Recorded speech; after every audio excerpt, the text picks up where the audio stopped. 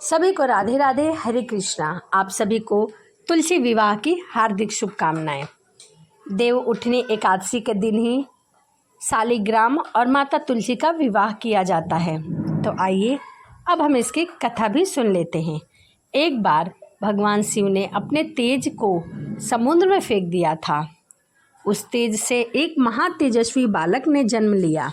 वह बालक आगे चलकर जलंधर के नाम से विख्यात हुआ। वह बहुत ही पराक्रमी दैत्य और राजा बना। इसकी राजधानी का नाम जलंधर नगरी था। दैत्यराज कालनेमी की कन्या वृंदा का विवाह जलंधर से हुआ। जलंधर महाराक्षस था। वह अपनी सत्ता के मन में चूर उसने माता लक्ष्मी को पाने की कामना से युद्ध किया, परंतु समुद्र से ही उत्पन्न होने के कारण माता लक्ष्मी ने उसे अपने भाई के रूप में स्वीकार कर लिया। क्योंकि माता लक्ष्मी का भी जन्म समुद्र से ही हुआ है और जलंधर का भी जन्म समुद्र से ही हुआ था।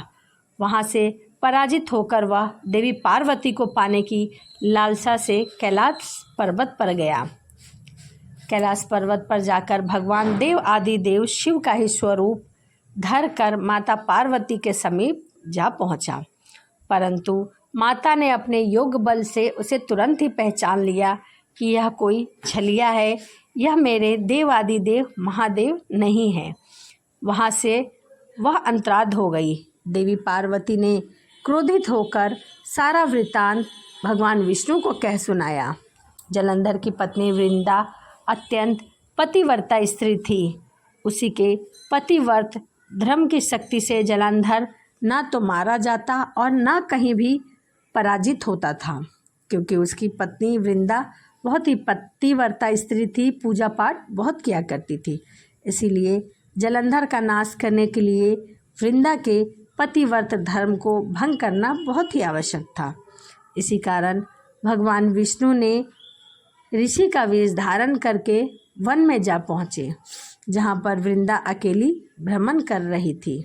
भगवान के साथ दो और भी मायावी राक्षस थे, जिन्हें देखकर वृंदा बहुत भयभीत हुई।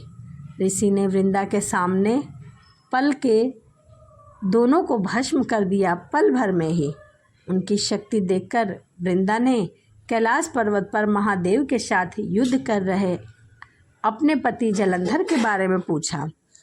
ऋषि ने अपनी माया जाल से दो वानर प्रकट किए। एक वानर के हाथ में जलंधर का सिर था और दूसरे वानर के हाथ में जलंधर का धड़ था। अपने पति की ऐसी दशा देखकर वृंदा मूर्छित होकर वहीं पर गिर पड़ी। होश आने पर उन्होंने ऋषि रूपी भगवान से विनती की कि वह उसके पति को जीवित कर दे। भगवान ने अपनी माया से पुनः जलंधर का सिर और धड़ जोड़ दिया, परंतु स्वयं भी वह उसी शरीर में प्रवेश कर गए। वृंदा को इस छल का तनिक भी अभ्यास नहीं हुआ। जलंधर बने भगवान के साथ वृंदा पतिव्रता का व्यवहार करने लगी, जिससे उसका सात्वित्व भंग हो गया। ऐसा होते ही वृंदा का पति जलंधर युद्ध में हारा गया, क्योंकि उसकी पत्नी का सात्वित्व भंग हो चुका था। इस सारी लीला को जब वृंदा को पता चला तो उसने क्रोधित होकर भगवान विष्णु को हृदयहीन शिला होने का श्राप दे दिया। अपने भक्त के श्राप को भगवान विष्णु ने स्वीकार कर लिया। तभी भगवान विष्णु शालिग्राम पत्थर बन गए। सृष्टि के पालनकर्ता के पत्थर बन जाने से सभी ब्रह्मांड में असंतुलन की स्थिति हो गई।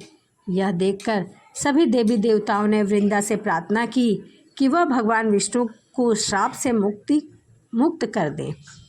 वृंदा ने भगवान विष्णु को श्राप से मुक्त कर स्वयं आत्मदाह कर लिया। जहाँ वृंदा भस्म हुई वहाँ पर एक पौधा जन्म लिया। वह पौधा तुलसी का पौधा था। भगवान विष्णु ने वृंदा से कहा, हे वृंदा, तुम अपने सात्वित्व के कारण मुझे लक्ष्मी से भी अधिक प्रिय हो गई हो। अब तुम तुलसी के रूप में सदा मेरे साथ रहोगी। तब से हर साल कार्तिक के महीने में देव उठावनी एकादशी का दिन तुलसी विवाह के रूप में मनाया जाता है, जो मनुष्य भी मेरे शालिग्राम रूप के साथ तुलसी का विवाह करेंगे, उसे इस लोक और परलोक में विपुल यश प्राप्त होगा। उसी दैत्य जलंधर की यह भूमि जलंधर नाम से विख्यात हो गई। सती वृंदा का मंदिर मोहल्ला कोट किशनचंद में स्थित है। कहते हैं इस स्थान पर एक प्राचीन गुफा भी थी जो सीधे हरिद्वार की तरफ जाती है। तो यह माता तुलसी के विवाह की कथा थी। वीडियो आपको कैसी लगी कमेंट ज़रूर करिएगा। तो चलिए इसी के साथ वीडियो को यहीं समाप्त करते हैं और मिलते हैं अगली वीडियो में। सभी को राधे राधे, हरे कृष्णा।